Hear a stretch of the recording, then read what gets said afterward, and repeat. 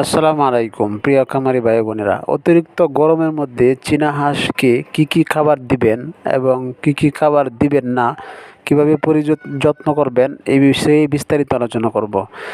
অতিরিক্ত গরমের মধ্যে আপনাদের হাঁসকে AD3 এবং ফিড সাপ্লিমেন্ট যেগুলো রয়েছে এগুলা দিবেন না। দিলে আপনার হাঁসের পাতলা পায়খানা হবে এবং অতিরিক্ত গরমের কারণে হাঁস স্ট্রোক করতে পারে। এই জন্য আপনারা কখনোই গরমের মধ্যে ফিড সাপ্লিমেন্ট দিবেন না। আর অতিরিক্ত গরমের মধ্যে আপনারা যে কাজটি করবেন, অতিরিক্ত গরমের মধ্যে ঠান্ডা পানি দিবেন। হাঁসটা দেখতে পাচ্ছেন যেভাবে গোসল করতেছে খুব সুন্দরভাবে। এভাবে যদি একটা পাত্রের মধ্যে পানি দিতে পারেন, তাহলে হাঁসটা যখন গোসল করবে গরমের মধ্যে সে অনেক সুস্থ থাকবে এবং অনেক ভালো থাকবে।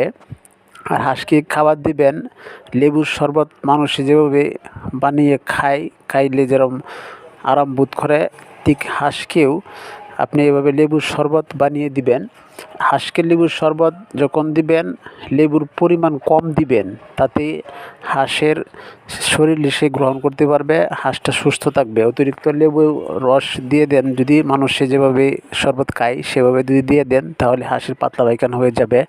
এজন্য 1 চামচ 1 লিটার পানিতে লেবুর রস দিয়ে গুড় যদি থাকে তাহলে গুড় দিবেন, হালকা একটু লবণ দিবেন, দিয়ে এভাবে শরবত বানিয়ে হাঁসগুলোকে অতিরিক্ত গরমের মধ্যে যদি আপনারা খাওয়ান এবং এভাবে যদি গোসল করার ব্যবস্থা করে দিতে পারেন, তাহলে আপনার হাঁসগুলো ইনশাল্লাহ আল্লাহর রহমতে সুস্থ থাকবে।